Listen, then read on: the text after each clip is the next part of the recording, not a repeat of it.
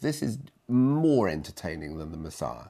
It has more variety, it has more fun in it, and above all, it has a greater variety of music. Haydn is perhaps the composer of all that I can think of who has a genuine sense of humour which comes out over and over again in his writing.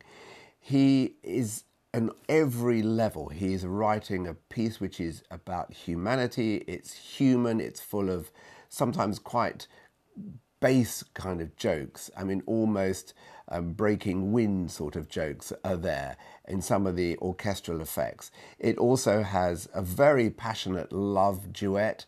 It has everything that one would associate with life as we know it.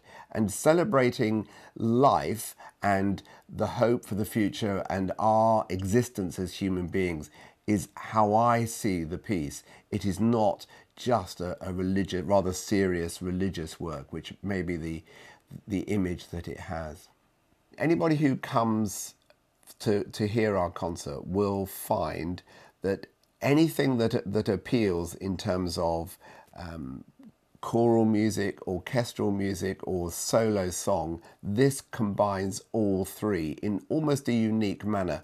My feeling about the piece is that the more I've done it, the more I've conducted it, the more I've had a chance to work on it, I feel it just grows in an extraordinary manner. And one of the things about it is that people are very frightened of the kind of Old Testament element. They feel, you know, Book of Genesis, it's all, you know, where we've advanced from that. But it doesn't matter whether you believe or not, to celebrate the fact that we exist in this massive universe on a tiny little planet and just have the opportunity and the experience of being able to experience all the things that we do strikes me as something well worthy of celebration.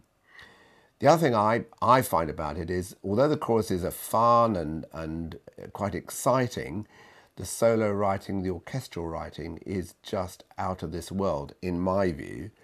And when you hear it done really well, it is just sublime music. And it's really important music too, because although it's essentially a classical piece, it comes right at the end of the classical period, it also marks the beginnings of much of what we associate as being Romanticism. So in terms of orchestration, in terms of some of the structures, in terms of the word painting and the passion and all those elements that we associate with Romanticism, they're all here in this piece. Late Haydn is as good as anything that I can think of in terms of the craftsmanship and the sheer originality.